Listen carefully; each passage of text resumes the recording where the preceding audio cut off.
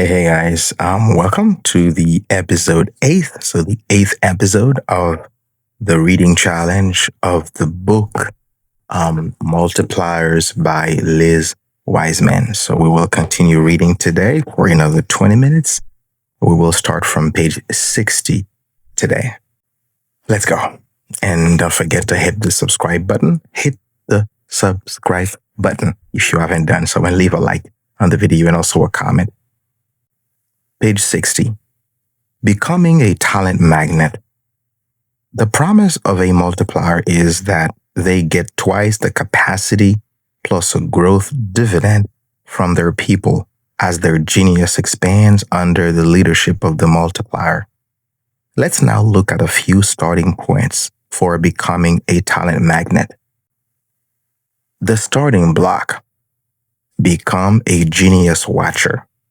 Todd Palta, a retailing executive and aspiring multiplier, had just finished an exhausting business meeting in New York and settled into his business class seat, headed for home on the West Coast.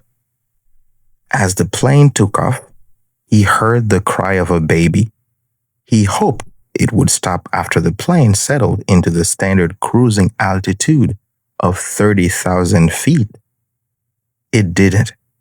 He then realized the sound was right behind him, right there in business class.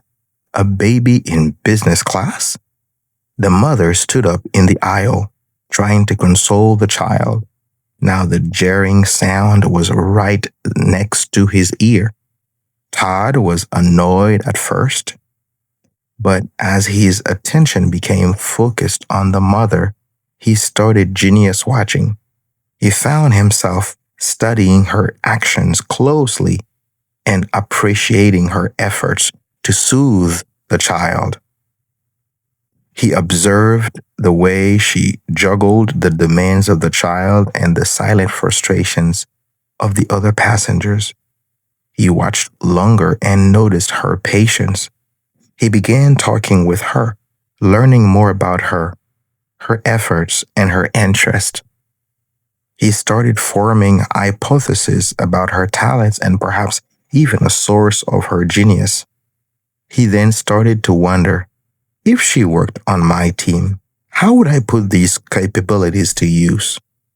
Where would she excel? No, Todd didn't make a job offer to this mother during the flight or after. The point is that Todd was learning to genius watch and was practicing it in even the most unusual of places and circumstances. He had spent the last 2 decades studying the capabilities of the people in his organization, looking to identify their native genius and how he might best utilize it in his business. He was in genius watching mode, and he couldn't help but see it everywhere, even in the efforts of a mother with an inconsolable child and a plane full of aggravated passengers. Here are 3 steps to help you begin genius watching. 1. Identify it. Make a list of 8 to 10 people you work with closely. Start to note the things they do both easily and freely. Go beyond surface level skills like, she is an Excel spreadsheet wizard. If you need help finding the underlying capabilities, ask why about 3 times until you find the underlying capability that allows someone to do some activity well. For example, Susan may appear to be an Excel wizard on the surface, but perhaps it is because she is good at modeling data. And perhaps she is good at modeling data because she has a genius for critical thinking. 2. Test it. Once you've developed a hypothesis about each person, test out your thinking and refine your views. Ask a colleague if he thinks critical thinking is one of Susan's geniuses. Test the idea with Susan herself. Ask her what she is good at and what she wants to further excel at. 3. Work it. Once you've found a native genius for someone, make a list of 5 different roles you would put this person in that would utilize and expand this genius. If Susan is a financial analyst, what other roles could you put her in that would draw upon her intelligence for critical thinking? Perhaps she'd be good in a strategy role or on the marketing competitive intelligence team. Go beyond formal jobs and identify ad hoc roles. Perhaps Susan would be good at reviewing an important presentation that you were making to the board of directors to find holes or inconsistencies. Or maybe she should be assigned to a task force to pick the location of the next offshore R&D center. Just as the talent magnet looks for talent beyond organizational boundaries, look for jobs and roles both inside and outside of your organization. Pull some weeds. Individual genius can be deceptive. At first look, it would appear costly to remove one super smart player, even if she has a diminishing effect on the team. But one needs only to do the math to see the high cost of destructive genius. Our research consistently confirmed that diminishers cause people to operate at about 50% of their full intelligence and capability. Removing a highly intelligent employee or leader can be difficult, but it can have huge payoffs. On a work team of 11 people, removing a diminisher can give back the equivalent of 5 full-time people, with 10 people operating at 100%. You may lose one mind, but you gain back 5. It is a law of numbers. Leaders most often know who the blockers are. The most common mistake they make is waiting too long to remove them. If you want to unleash the talent that is latent in your organization, find the weeds and pull them out. Don't do it quietly, like KR Sridhar and the CEO described earlier. Huddle the team immediately and let them know that you've removed someone because he or she was holding back the team. Give people permission to think fully again. Each of the above is a starting point that can create a proof point for the power of the talent magnet. Once successful, you will be one step further along the path of the multiplier. Up and to the right. Sue Seagull, former president of Affymetrix and an extraordinary multiplier, reflected on her pillar experiences as a leader. She said, "My best moments were when team members would call me after accomplishing some tough goal or overcoming a huge hurdle. They were usually tired, but they were brimming with enthusiasm, having grown through the challenge. These moments were exhilarating for them and me." The people who worked for Sue indeed described the time as a highlight of their career. Talent magnets encourage people to grow and leave. They write letters of recommendations and they help people find their next stage to perform on. And when people leave their group, they celebrate their departures and shout their success to everyone. You see, these celebrations become their best recruiting tool. Jack and Susie Welch wrote, "The best thing about being a preferred employer is that it gets you good people. And this launch is a virtuous cycle. The best team attracts the best team, and winning often leads to more winning. That's a ride that you and your employees will never want to get off." Talent magnets create a cycle of attraction that is exhilarating for employer and employee alike. Their organizations are coveted places of employment, and people flock to work for them knowing the talent magnet will stretch them, grow them, and accelerate their careers. It is a thrill ride with the speed and exhilaration of a roller coaster, but one that, like the revenue chart every CFO's dreams, moves constantly up and to the right. The multiplier formula. The empire builder versus the talent magnet. Empire builders bring in great talent, but they underutilize it because they hoard resources and use them only for their own gain. Talent magnets get access to the best talent because people flock to work for them knowing they will be fully utilized. and develop to be ready for the next stage. The 4 practices of the talent magnet. 1. Look for talent everywhere. Appreciate all types of genius. Ignore boundaries. 2. Find people's native genius. Look for what is native. Label it. 3. Utilize people to their fullest. Connect people with opportunities. Shine a spotlight. Remove the blockers. Get rid of prima donnas. Get out of the way. Becoming a talent magnet. 1. Become a genius watcher. 2. Pull some weeds. Unexpected findings. Both talent magnets and empire builders attract a talent. What differentiates them is what they know with the talent once it's in the door. 2. Talent magnets don't run out of talent by moving their people on to bigger, better opportunities because there is a steady stream of talent wanting to get into their organization. Chapter 3. The Liberator. The only freedom that is of enduring importance is the freedom of intelligence, that is to say, freedom of observation and of judgment. John Dewey. Michael Cheng began his career in a small consulting company. As a young manager, he was forceful with his opinion and erred toward brutal honesty. Over time, he saw its damaging effects and reflected, it certainly doesn't get people to blossom. As Michael gained leadership experience, he began to realize that when you become the leader, the center of gravity is no longer yourself. He had a mentor who taught him that the leader's job is to put other people on stage. He began to shift his focus to others, and he became less controlling and learned to give people space. Where he used to jump in and do it for them, they often surprise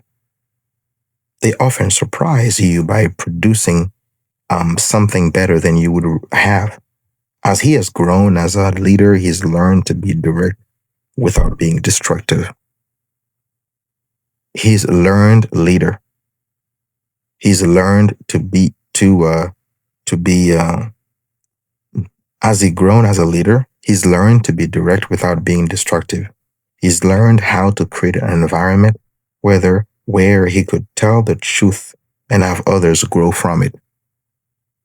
Today, this manager is the CEO of a thriving startup company. He has developed several practices that give space for others to do their best work. He makes a conscious effort to create a learning environment by recruiting people with a strong learning orientation and then often admitting his own mistake. This gives others permission to make and recover from their own mistakes. When referring his opinion, he distinguishes hard opinions from soft opinions. Soft opinions signal to his team, here are some ideas for you to consider in your own thinking. Hard opinions are reserved for times when he holds a very strong view. Here's a leader who began his career headed down the path of a management tyrant who has become a multiplier and liberator himself. The accomplishment is significant when you consider the path of least resistance for most smart, driven leaders is to become a tyrant. Even Michael said it's not like he isn't tempting to be tyrannical when you can. Let's face it, corporate environment and modern organizations are the perfect setup for diminishing leadership and have a certain built-in tyranny. The org charts, the hierarchy, the titles, the approval to shut down and comply. In any hierarchical organization, the playing field is rarely level. These senior leaders stand on the high side of the field, established to create order, often unintentionally keep people from thinking. At best, these policies limit intellectual range of motion as they straitjacket the thinking of the followers. At worst, these systems shut down thinking entirely. These hierarchical structures make it easy for tyrants to reign, and in their own region, these managers can easily suppress and constrain the thinking of the people around them. Consider the fate of Kate, a corporate manager who began her career as an intelligent, driven, and creative collaborator. She was promoted into management and moved quickly from frontline manager to vice president and is now running large organization. She still sees herself as an open-minded, creative thought leader, but in recent 360-degree feedback report, she was shocked to find that her people don't seem to agree. As she reread the report, she could see that her strong ideas were hampering the creativity of and capability for people to be truthful and take risks. One of the comments read, "It is just easier to hold back and let Kate to do the thinking." Kate was stunned. Every step she had taken up the corporate ladder made it that much easier for her to unintentionally kill other people's ideas. Every step she had taken up the corporate ladder made it that much easier for her to unintentionally kill other people's ideas. The nature of the hierarchy had skewed power, making every conversation Kate had with a subordinate inherently unequal. The playing field was tilted in her favor. An off-the-cuff remark could be translated as a strong opinion and turned into policy for a division. If she rolled her eyes or sighed sharply after someone's comment, everyone in the room noticed and avoided saying anything they thought would produce the same reaction. She had more power than she had. She had become an accidental diminisher. I suspect I saw too many military movies in college because they all started to look alike. Inevitably, there would be a scene where an army private who was privy to some debacle would stand at attention and nervously appeal to the commanding officer. "Permission to speak freely, sir." I could never understand this strange custom and why someone would need permission to speak freely. After all, I was in college where thinking and speaking freely was the norm. However, after several years in the workplace, I clearly understood formal hierarchies suppressed the voices and often ideas of those at the bottom. Multipliers liberate people from the oppressive forces within corporate hierarchy. They liberate people to think, to speak, and to act with reason. They create an environment where the best ideas surface and where people do their best work. They give people permission to think.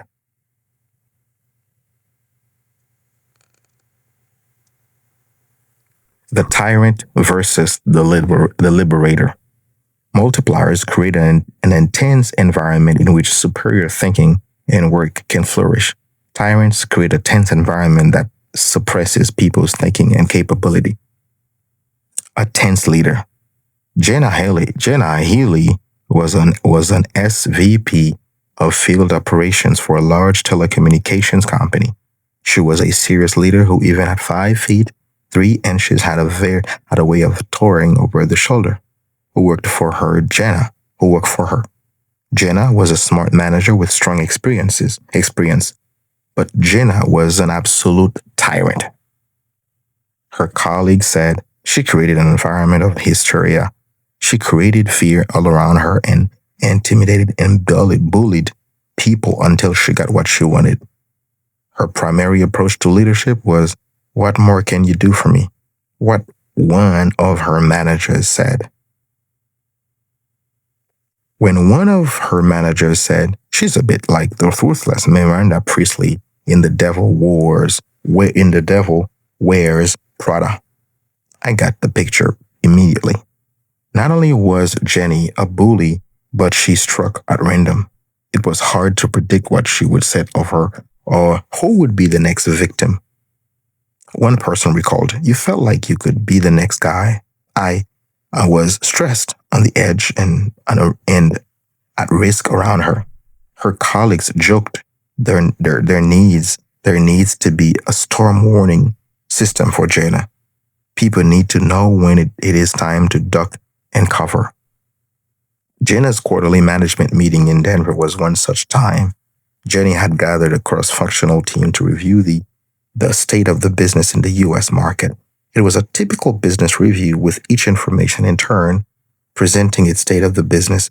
After several presentations, Daniel, the manager of the information technology team, began his presentation by showing the managers the data for how their field service staff was utilizing it, tools that his team had built for them.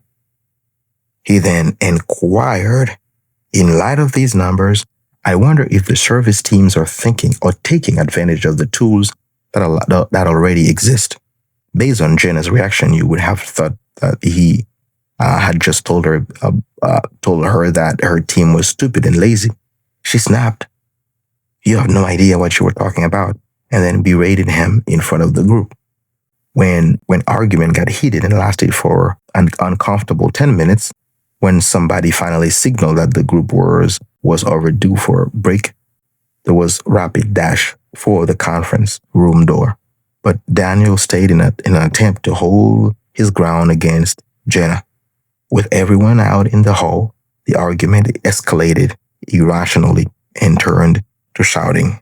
We've read 20 pages. I will stop there at page 69, guys. So thank you so much for attending, for being with us till the end. Thank you for being there. And as you leave a comment and like the video, hit the subscribe button if you haven't done so. Thank you. Bye-bye, and God bless.